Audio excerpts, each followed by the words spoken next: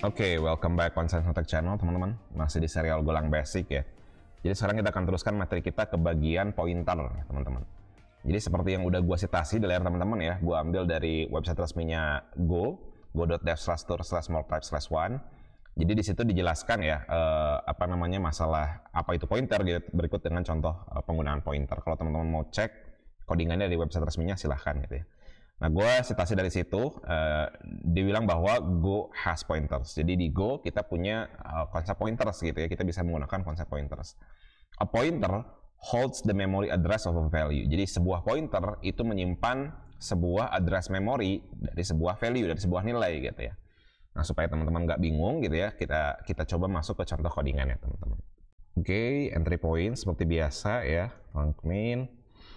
Misal ya, gue bikin satu variabel namanya A sama dengan 1. Oke, kalau teman-teman masih ingat ya, di materi gue bagian variabel dan scoping waktu itu proses assigning value terhadap sebuah variabel ini, itu kan sebenarnya kan kita memasukkan nilai 1 ya, memasukkan nilai 1 ini ke dalam sebuah memori gitu ya. Oke, ke dalam sebuah memori, identifiernya A gitu. Jadi ketika kita pengen mengakses 1 yang udah dimasukkan ke dalam memori tadi gitu ya, caranya adalah memanggil identifiernya, which is nama variabelnya dalam hal ini gitu ya, si A ini. Maka kalau kita pengen mengakses nilai 1, misalkan gue pengen ngeprint nilai 1 ini gitu ya, udah println si A-nya. Masih ingat ya, ini materi tentang variabel, proses assignment dari sebuah nilai ke dalam sebuah variabel. Oke.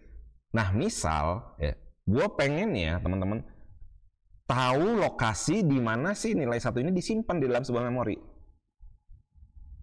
Ngerti ya bedanya ya? Jadi 1 ini kan udah disimpan di dalam memori dengan identifier A. Jadi kalau kita pengen mengakses nilai 1, panggil aja A gitu kan. Nah, ini permasalahan berbeda teman-teman. Permasalahannya adalah kita pengen cari tahu 1 ini disimpan di mana gitu. Caranya gimana? Caranya bisa pakai konsep pointer teman-teman. Dalam hal ini pakai simbol ini di depan gitu ya, biar kita pengen tahu nih, si A ini referensinya kemana sih, address dari memori ini kemana sih gitu. Makanya kalau kita jalanin, tuh lihat, kita tahu bahwa A ini ada di lokasi memori ini. Oke, dan setiap kali aplikasi ini dijalanin pasti addressnya beda-beda gitu ya, kemungkinan besar berbeda-beda gitu. Oke, tuh lihat, ini 10C008, 10AC gitu ya, ini kan 10 gitu ya, ini 0AC008. Jadi kemungkinan besar akan selalu berbeda pada saat program itu dijalankan. Oke, paham ya? Nah, karena di Go itu pointer itu adalah sebuah tipe juga gitu ya, maka sebenarnya ini bisa kita assign juga ke dalam sebuah variabel lagi, teman-teman. Oke, kita kan bisa menginisiasi instance ya, atau sesuatu dari sebuah tipe gitu ya. Kita bisa menginisiasi sebuah nilai dari sebuah tipe, yang nilai itu bisa kita simpan ke dalam variabel. Ya, contoh ini 1 kan, 1 tipenya in ya kan. Kita inisiasi value dari sebuah tipe in, which is 1 ini kita assign ke variabel A. Ini juga sama, oke. Address itu adalah sebuah pointer gitu ya. Pointer bisa kita inisiasi value-nya, which is ini gitu ya. Pointer A ini gitu. Kita bisa masukkan lagi ke dalam variabel teman-teman. Ini kita pindahin B. Nah, paham ya? Dan bisa kita print lagi nih teman-teman. Oke. Nah, sekarang si B ini menyimpan value dari lokasi address dari A gitu ya. Oke, jadi si B udah tahu nih. Oke, kalau misalkan gue dipanggil, gue tahu bahwa lokasi A ini di situ gitu ya, di 0x sekian gitu. Oke, ini kan kalau kita jalanin kan, tuh, ini kan sebenarnya lokasi dari si A ya kan. Ya dong. Nah, gimana sekarang caranya kita pengen tahu nilai A tapi dari si B, teman-teman? Kebayang ya maksudnya ya? Kita pengen cari tahu nilai A tapi dari variabel B. B kan udah tahu nih lokasinya ya kan? Oh, A itu ada di situ gitu, tapi nilainya belum tahu nih. Nah, gimana caranya? Kita bisa pakai operator dereference. Oke, yang adalah bintang gini. Tuh. Oke. Sekarang dari si B kita tahu bahwa nilai A itu adalah 1. Jadi B akan pergi ke lokasi A gitu ya, terus nyari tahu nilainya berapa gitu. Oh, nilainya 1. ya. Bang, gimana caranya kita tahu tipe dan tipe yang dibalikan dari pointer ini gitu ya. Si B ini kan taunya lokasi address dari si A, ya kan? Ya kan, dia taunya lokasinya si A itu di situ gitu ya. Dia tahu bahwa tipenya si A itu adalah integer, gimana caranya bang? Nah, ini balik lagi ke prinsip dari Go. Go itu kan static type check language sebenarnya ya. Jadi sebelum kita menginisiasi sebuah value ini, pasti si Golang itu kan ngecek tipenya apa sih gitu ya. Kebetulan aja gue pakai gini gitu ya, pakai trik 2 sama dengan gitu. Nah, sebenarnya complete-nya kan seperti ini. Var B pointer, simbol bintang gitu ya. Tipenya apa? Dia menyimpan address dari tipe apa gitu. Kalau dalam contoh ini kan in, ya kan? Paham ya? Baru bisa kita inisiasi. Yang adalah address dari A. Paham ya? Makanya gua taruh B di sini bisa nih. Tuh. Maka pada saat gua melakukan operator dereference, gini, Golang udah tahu bahwa nilainya pasti kembalinya nilai integer gitu. Dengan tipe integer maksud gua. Paham ya maksudnya ya? Oke. Nah, karena pointer itu sebenarnya adalah sebuah tipe juga di Go gitu ya, maka sebenarnya kita bisa melakukan hal-hal yang berkaitan dengan tipe di bahasa pemrograman Go. Contoh, parameter di sebuah functions misalkan. Kita kan harus mendeklarasikan tipenya juga ya kan? Misalkan ini, func print value. Misalkan menerima satu parameter namanya A dengan tipe pointer integer. Nah, ini boleh teman-teman. Jadi kita bisa mempassing sebuah pointer ke dalam functions. Itu juga bisa gitu ya. Oke, misalkan di sini from println A misalkan. Nah, maka kalau gue panggil print value atau jangan value ya, misalkan karena defaultnya pointer, kita print address deh. Oke, print address.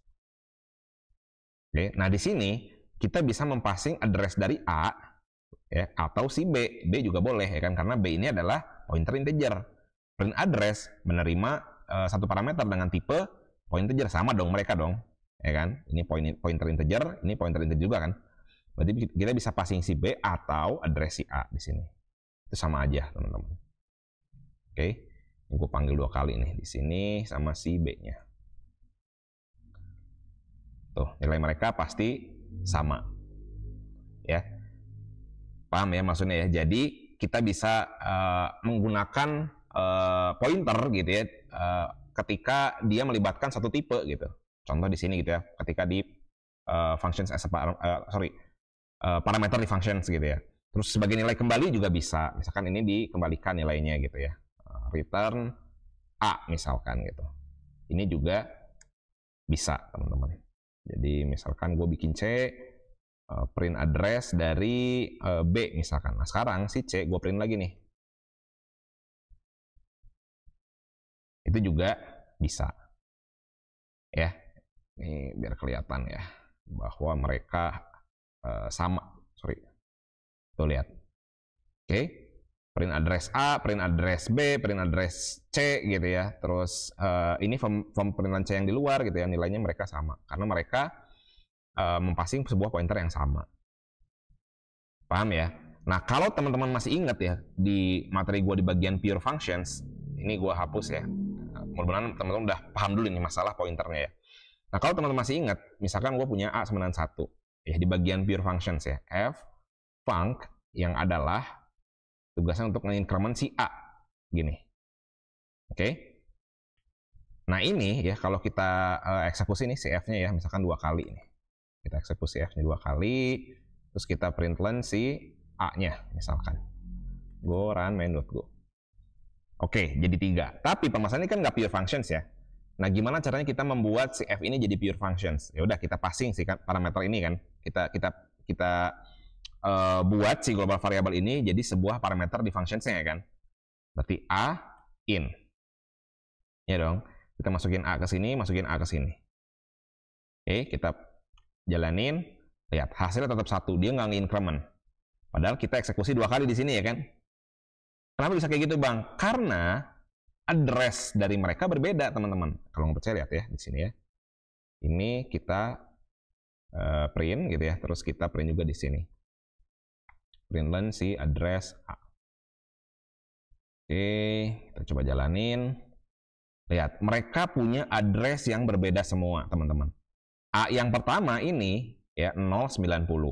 Ketika dia dimasukin ke dalam functions A, sebenarnya nilainya di copy. Oke, nilainya di copy tapi ke address yang baru, ke address memori yang baru, which is di 98. Ya, ini kalau kita print di sini, lihat F yang pertama itu 098. Dia increment yang di lokasi memori 98. Ya dong. Hasilnya 2, betul yang di 98. Terus masuk ke function yang kedua, eksekusi function yang kedua. Oke, kita print lagi addressnya, ternyata B0 sekarang. Beda lagi gitu ya. Nilainya di copy dulu tapi dari yang ini, dari yang satu. Dari sini. Nih, A yang ini nih, sorry. A yang di sini, ini merujuk pada yang di sini kan, tetap kan? Pasti dong. Nilainya di copy dari yang 090, dimasukkan ke address baru gitu ya, which is ke parameter A ini dengan lokasi B0. Paham ya maksudnya ya? Makanya ketika kita print address-nya berbeda nih B0. Ketika kita increment, oke, 1 kita increment jadi 2, selesai. Ada nggak proses increment ke nilai 1 di address 090? Nggak ada. Ya kan? Makanya ketika kita print si A ini, nilainya tetap 1. Ya. Nah, ini bisa kita gunakan prinsip pointer juga, konsep pointer juga di sini teman-teman, biar si F ini bisa jadi pure functions. Ya udah kalau gitu kita passing si pointernya. Ngerti ya? Kita passing address dari si A-nya. Kita masukin di sini. Set. Set. Paham ya? Ngerti ya? Nah, sekarang instead of print si address dari A, ya udah aja print aja A. Karena kan A ini adalah sebuah pointer. Ya udah, by default A ini adalah sebuah tipe address gitu ya, memory address gitu ya. Nah, permasalahannya kalau kayak gini, A ini nggak bisa di-increment dong. Iya dong, karena kan A ini adalah memory address. Gimana cara ngirim memory address gitu ya? Oke, berarti kita harus di-reference dulu, ya dong. Kita di-reference dulu, baru kita tambah-tambah. Jadi kita ingat ya, di-reference itu kan kita pengen tahu nilainya berapa. Oke, ya di awal banget gue jelasin tuh gimana cara melihat nilai dari sebuah address memory gitu ya, menggunakan operator di-reference ini. Oke, maka ini kalau kita jalanin teman-teman, lihat lokasi address mereka exactly sama semua karena kita passing sebuah address di sini ke dalam sebuah functions-nya. Paham ya? Maka A yang di-increment di sini dalam functions itu adalah A yang sama. Maksudnya nilai 1 yang sama yang ada di memory address yang sama gitu. Makanya mereka ketika di print di akhir 3. Jadi sekarang kita punya pure functions gitu ya. Kita punya sebuah functions yang outputnya hanya berdasarkan pada parameternya aja gitu ya. Dan bisa merubah nilai yang dikirim ke sini gitu ya. Nilai yang dikirim ke functions yang sekarang gitu ya. Kalau sebelumnya kan kita belum bisa gitu ya. Oke, kita harus return value-nya lagi, terus kita assign lagi ke variabel ini gitu ya. Nah, sebenarnya kita bisa passing di address-nya gitu ya. Kita passing address-nya, kita increment dalam, itu bisa ditambahin. Paham ya? Ini salah satu manfaat dari pointer, teman-teman.